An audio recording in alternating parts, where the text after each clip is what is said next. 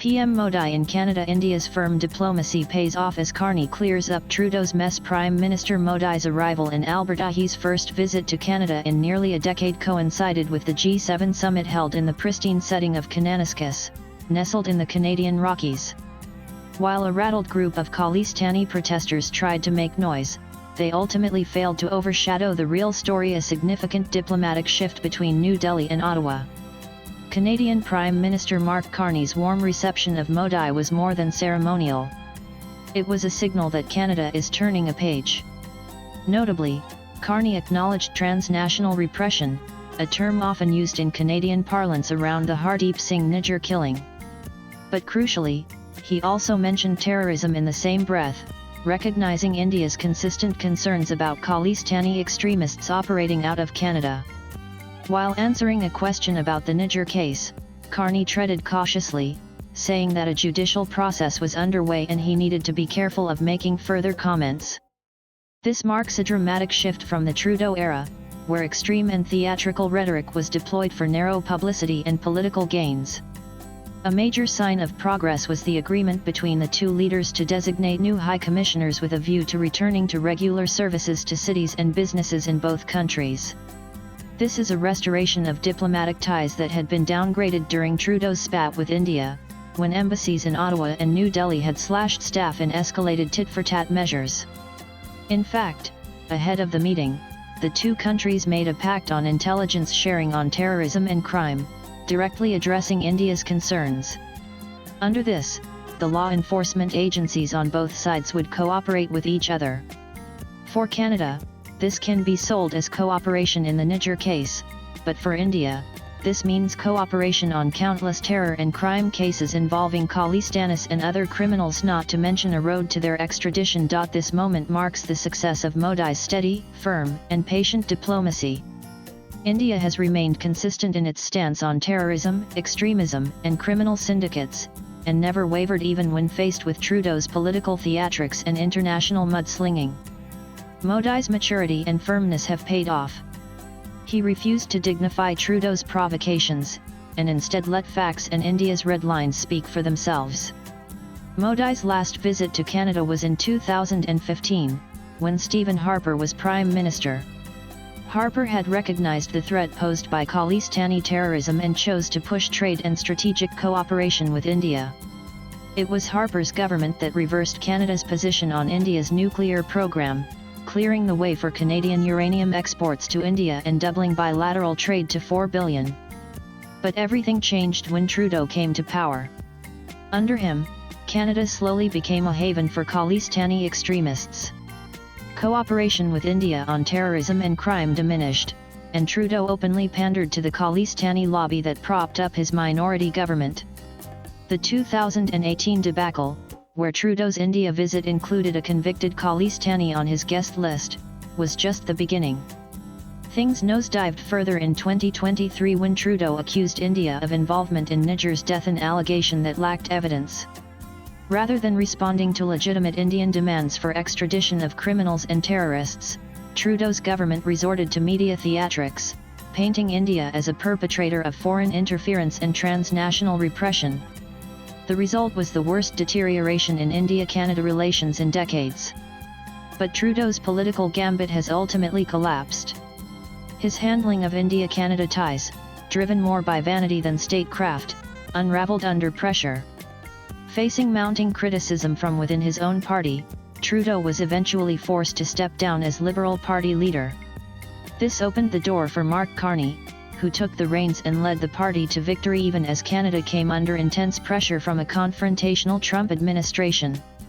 Now, Mark Carney is not a man of showmanship like Trudeau, but a seasoned economist who has formerly led the central banks of Canada and the United Kingdom.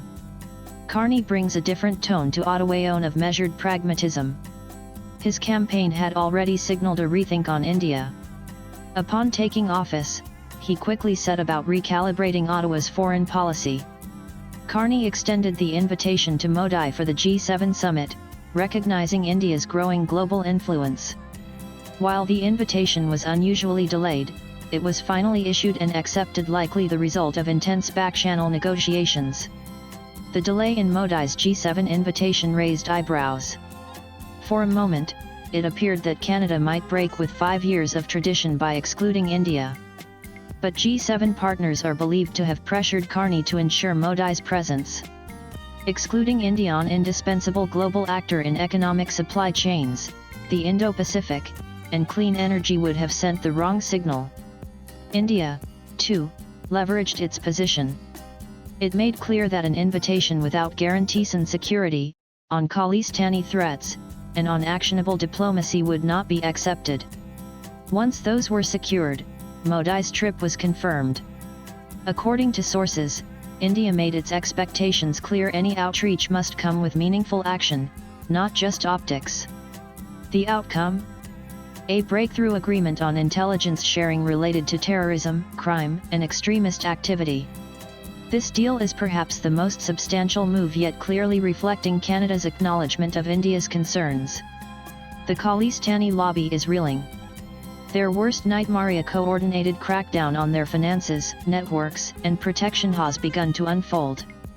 Carney, for his part, managed to walk a fine line, avoiding further escalation, managing media criticism, and showing the maturity that his predecessor lacked. In fact, Carney has been sending all the right signals and making all the right moves in his bid to normalize relations with India. First signs were when he stressed on economic ties with India even before his election. Then he began to clean house. He acted swiftly to distance his government from Khalistani sympathizers. Jagmeet Singh, the loudest voice of Khalistani politics in Canada, lost his seat. His party, the NDP, suffered a historic defeat, losing its official status. With this, the Khalistani lobby in Parliament lost critical leverage. Instead of dancing to the tunes of this lot, Carney's appointment of 4 Indian origin ministers, none aligned with Khalistani politics. This was the second major signal. Anita Anand, who has never aligned with Khalistanis, was appointed as foreign minister. Maninder Sidhu, Ruby Sahota, and Randeep Sarai have also taken on strategic roles, and all represent a more moderate, cooperative tone with India. Meanwhile, just ahead of Modi's visit, Canada made headlines with its largest ever drug seizure: 479 kilograms of cocaine worth nearly $48 million. The operation uncovered ties between the arrested Indian origin individuals and both Mexican cartels and US-based distributors.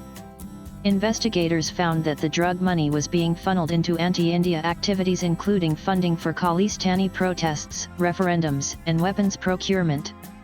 Intelligence sources indicated ISI backing in this operation, with drugs trafficked to finance extremist groups in Canada.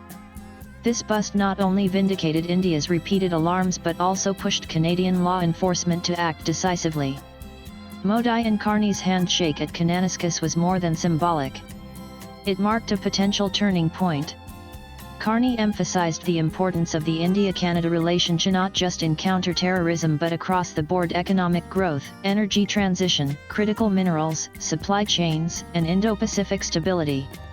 There is massive untapped potential here. Current trade stands at just $8.6 billion, a fraction of what it could be.